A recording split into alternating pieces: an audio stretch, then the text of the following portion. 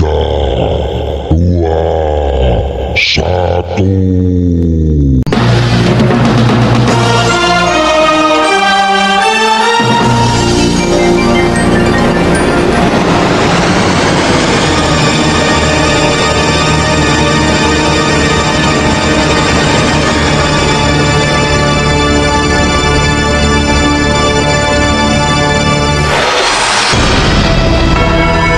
PT Radio Istana Siar FM Bojonegoro mempersembahkan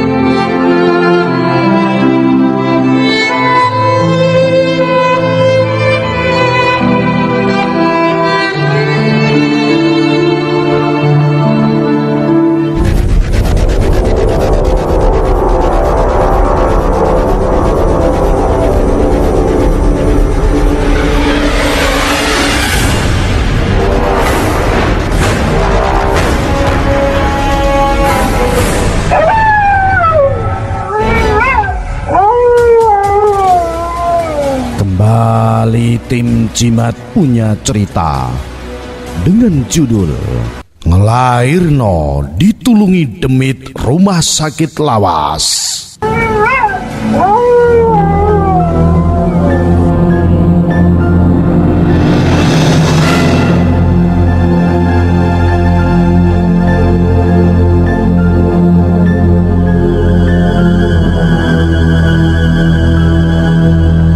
Cerita iki dialami salah sijining warga ing Bojonegoro. Cerita iki minangka rikala desas-desus ana kasus nglairno ning rumah sakit ditulungi demit. Mohon maaf untuk jimatres-jimatres semua.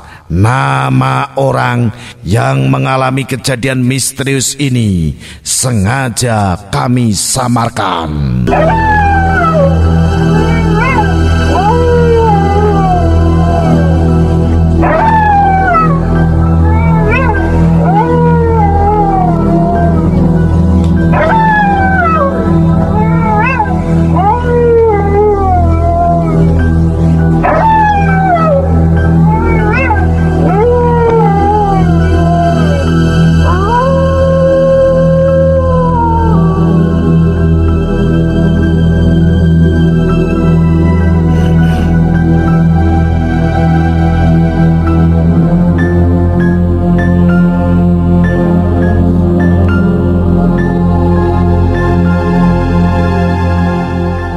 Kisah ini dialami oleh pasangan suami istri yang bernama Herman dan Lastri yang tinggal di Desa Pelita. Mereka sudah menikah selama 6 tahun, namun belum juga memiliki buah hati. Mereka sudah berusaha mengikuti program kehamilan dan rutin mengecek kesehatan ke dokter. Apakah ada penyakit atau masalah pada dirinya maupun istrinya? Tak lupa mereka berdua selalu berdoa kepada Allah Subhanahu wa Ta'ala agar segera memberinya seorang buah hati. Karena usaha kerasnya akhirnya Sang Maha Pencipta mengabulkan doanya. Istri Herman akhirnya hamil. Alhamdulillah ya Bu, akhirnya Gusti Allah telah mengabulkan doa kita. Sebentar lagi kita akan jadi orang tua. Iya Pak, Alhamdulillah selama 6 tahun kita menikah, akhirnya kita dikaruniai seorang anak. Semoga kehamilan ini lancar sampai proses persalinan ya Pak. Iya, makanya Ibu jangan terlalu capek. Usia kandungan Ibu sudah 9 bulan dan tinggal menghitung hari saja. Pokoknya kita harus rutin cek ke dokter. Nanti habis pulang kerja kita ke dokter Helmi untuk USG ya. Iya Pak. Ya sudah, Bapak segera berangkat kerja dulu, nanti telat loh. Ya sudah Bu, Bapak berangkat dulu. Assalamualaikum. Waalaikumsalam. Herman pun segera mengambil motor bebeknya dari garasi rumah untuk menuju ke kantornya. Hari pun berganti sore. Herman menemui atasannya untuk minta izin pulang lebih awal karena akan memeriksakan kandungan istrinya yang sudah memasuki usia 9 bulan. Sesampainya di rumah, Herman segera menemui istrinya. Bu, ayo kita berangkat ke Dokter Helmi. Bapak nggak makan dulu? Ibu sudah siapkan makanan loh. Bapak sudah makan di kantor, Bu, tadi. Ayo berangkat sekarang, nanti kemalaman loh. Iya, Pak.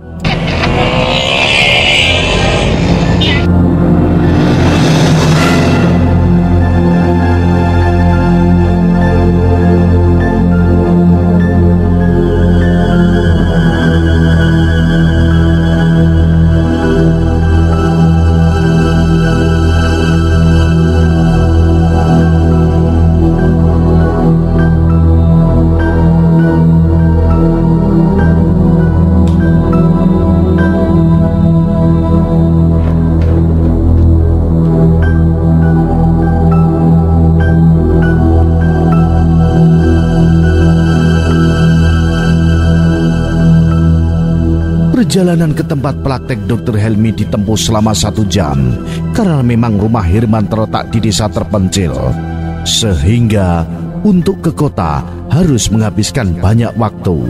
Sesampainya di lokasi, mereka beruntung di sana kebetulan sepi karena biasanya banyak orang-orang yang mengantri untuk mendapat giliran pemeriksaan. Di sana mereka disambut 2 asisten Dr. Helmi dan mempersilahkan Lastri, istri Herman, masuk di ruang periksa, sedangkan Herman menunggu di luar. Setelah selesai pemeriksaan, dokter segera memanggil Herman untuk masuk ke ruangan.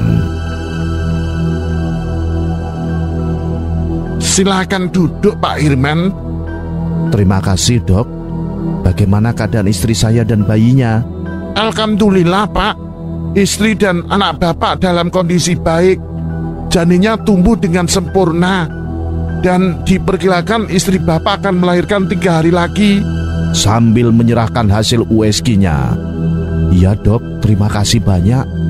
Akhirnya, setelah memeriksa kandungan, mereka segera pulang karena waktu sudah menjelang malam. Mereka berdua segera beristirahat karena kelelahan.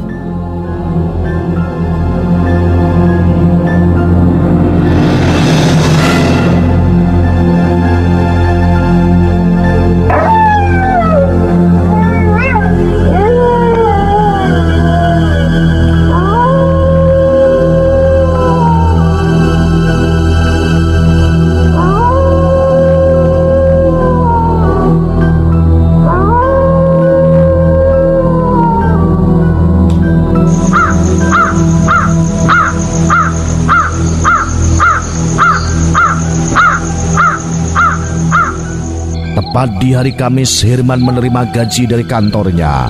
Jadi sepulang dari tempat kerjanya, Herman mengajak istrinya untuk belanja keperluan bayi seperti kain gendong, susu, baju bayi, jarik, dan lain-lain.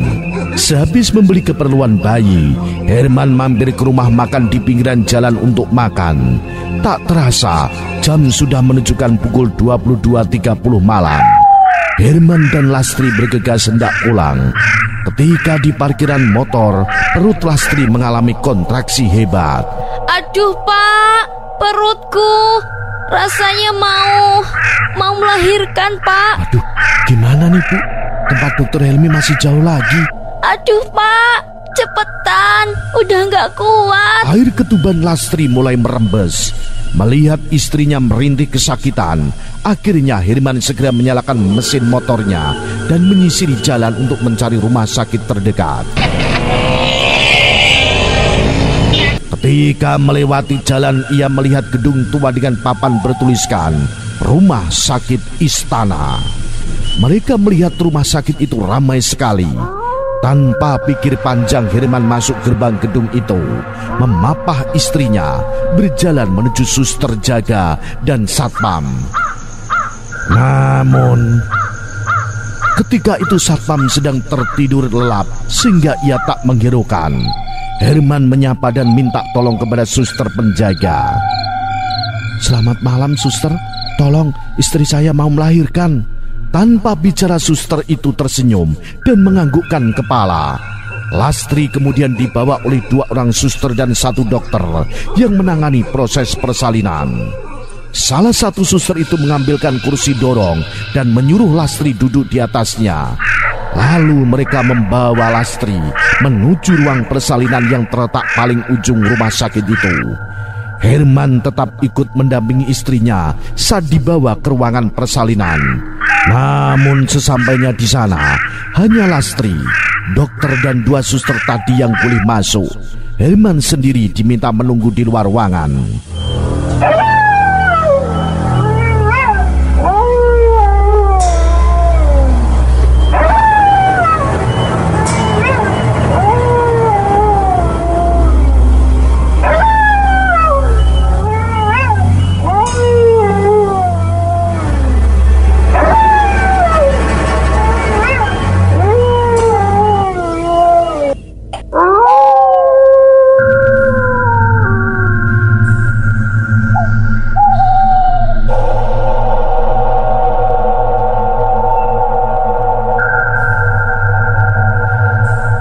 Dalam ruangan, Lastri melihat keanehan perutnya yang semula kesakitan yang luar biasa sekejap hilang.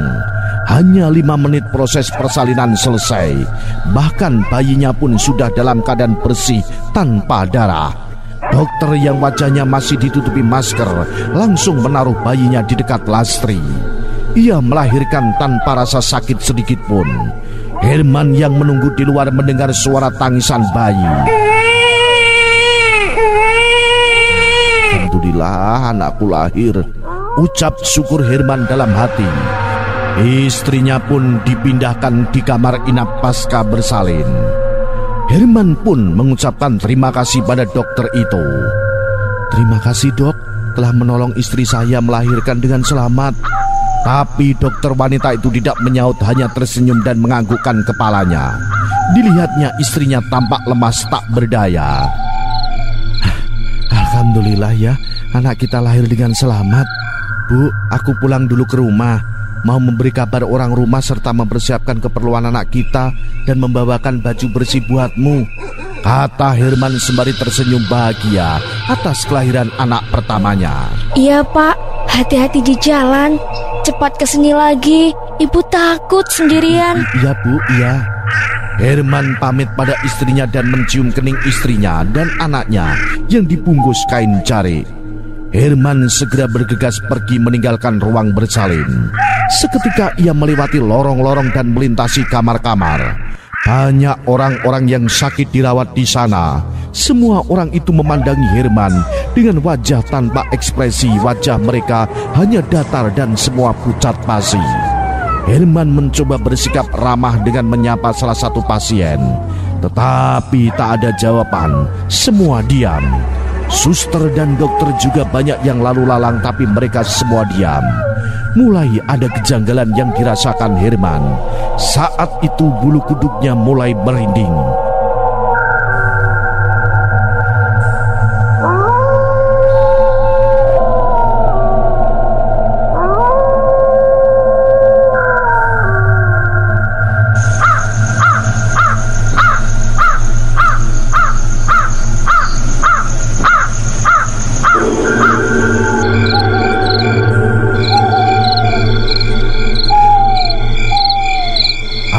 Tetapi dia berusaha menepis rasa itu. Herman menuju ruang administrasi untuk membayar biaya persalinan istrinya. Ia dilayani oleh perawat laki-laki. Perawat itu hanya diam dengan wajah pucat. Dia hanya menyodorkan kwitansi bukti pembayaran pada Herman. Tanpa pikir panjang, dia pun segera menuju ke tempat parkiran dan menyalakan mesin motornya untuk segera pulang ke rumah.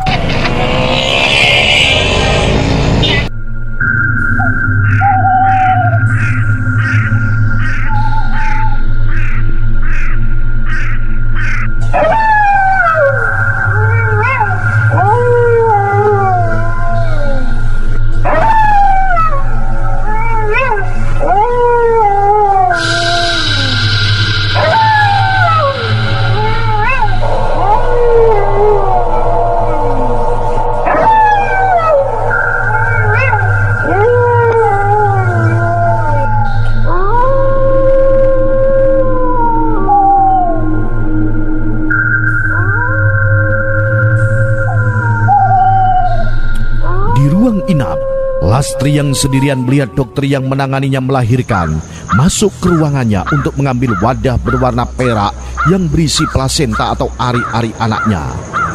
Lastri pun bertanya pada dokter itu, "Dok, terima kasih ya sudah membantu saya melahirkan. Tapi maaf, mau dibawa kemana ari-ari anak saya, Dok?" Dokter wanita tersebut hanya diam dan langsung berpindah ke tempat tidur sebelah tempat Lastri dirawat, yang hanya dibatasi oleh tirai transparan berwarna putih. Dari balik tirai, Lastri melihat bayangan dokter yang semula berbadan langsing berubah bentuk menjadi lebih besar dan tinggi, hingga tingginya melebihi tinggi tirai tersebut.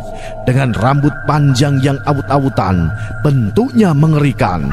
Karena tirainya transparan, ia bisa melihat dengan jelas tangan kiri dokter tersebut membawa wadah yang berisi ari-ari anaknya, sedang tangan kanannya yang dihiasi kuku-kuku yang panjang dan runcing memegang ari-ari dan memasukkan ke dalam mulutnya seperti memakan ari-ari tersebut. Melihat pemandangan yang mengerikan itu, Lastri tak bisa menjerit dan berkata-kata apapun. Suaranya tiba-tiba hilang. Didekapnya bayi yang baru dilahirkannya erat-erat. Tak lama kemudian Lastri pingsan tak sadarkan diri.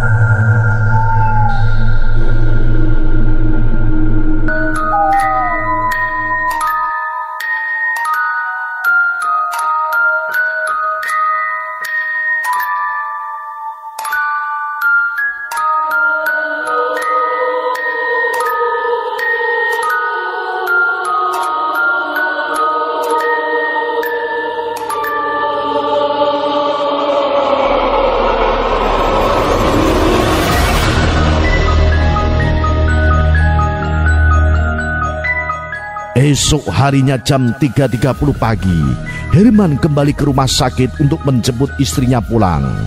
Ketika sampai di pintu rumah sakit, Herman mendapatkan keganjilan yang dirasakan. Tidak ada dokter ataupun suster, tak ada mobil ambulan yang lalu lalang. Sepi seperti rumah sakit tak berpenghuni. Tapi Herman tetap masuk menuju kamar inap yang semalam. Sambil terus bergegas ia menoleh ke kanan dan ke kiri. Semua kamar inap yang semula penuh tak tampak pasien sama sekali. Tak ada satupun pasien yang terbaring. Hati Herman merasa merinding campur cemas. Jantungnya berdegup kencang dan bulu kuduknya merinding. Sesampainya di kamar inap pasca melahirkan, ia tercengang kaget. Lastri istrinya tidak ada di tempat. Ia semakin cemas dan takut, tapi dia tetap memberanikan diri. Sambil menangis dia memanggil-manggil nama istrinya berulang-ulang. Dia mencari setiap lorong kamar, tapi tak ada sautan. Dia berlari dan terus memanggil istrinya. "Lastri, Lastri, Bu, Bu, ya Allah Bu, sampean di mana toh Bu?" Tiba-tiba langkahnya terhenti. Ia melihat satpam yang sedang berpatroli. Herman pun segera menghampiri satpam tersebut. "Pak Satpam, tolong saya." "Ada apa Pak kok teriak-teriak? Untuk apa jenengan kesini pagi-pagi buta?" "Tadi malam saya menunggu istri saya melahirkan di sini Pak. Kemudian saya pulang untuk memberi kabar orang rumah kalau anak saya sudah lahir. Paginya saya kembali lagi ke sini untuk jemput istri pulang. Tapi situasinya berubah. Semalam rumah sakit ini ramai sekali, tapi sekarang kok mendadak sepi. Saya cari istri saya nggak ada. Tolong bantu saya Pak mencari istri saya." "Loh, memang Bapak tidak tahu kalau rumah sakit ini sudah 6 tahun tidak difungsikan dan sekarang sudah dipindahkan di Jalan Flamboyan, bukan di sini lagi." "Loh, benarkah Pak?" Tapi tadi malam saya juga membayar biaya persalinan istri saya itu. Ini bukti kwitansinya. Dengan nada memelas seperti ingin menangis. Namun setelah dilihat satpam, kwitansi tersebut tertulis tahun yang sudah lama sekali. Kwitansi ini sudah kadaluarsa, Pak. Ya sudah, ayo kita cari istri Bapak bersama. Lorong demi lorong mereka telusuri. Setelah itu pandangan Herman menuju ke ruangan yang belum dilewatinya sama sekali. Di atas tertera tulisan kamar mayat. Di ruangan tersebut ia mendengar isak tangis seperti suara istrinya. Tanpa pikir panjang ia segera membuka pintu kamar mayat tersebut. Dia mendapati istrinya menangis duduk sambil memeluk erat anaknya yang wajahnya pucat dan terlihat ketakutan yang luar biasa dari raut wajah Lastri. Dia tak bisa bicara, hanya bisa menangis lega karena Herman sudah datang menjemputnya. Herman langsung mengajak anak dan istrinya keluar dari gedung rumah sakit itu dan berterima kasih pada satpam yang membantu mencari istrinya. Herman pun segera memacu motor bebeknya dengan diliputi rasa takut dan cemas. Keesokan harinya, ia mengadakan selamatan besar untuk anak laki-laki mereka yang lahir dengan selamat pada malam Jumat Kliwon. Tidak bisa dibayangkan dengan nalar kalau yang membantu persalinan istrinya bukanlah suster dan dokter manusia, melainkan makhluk tak kasat mata.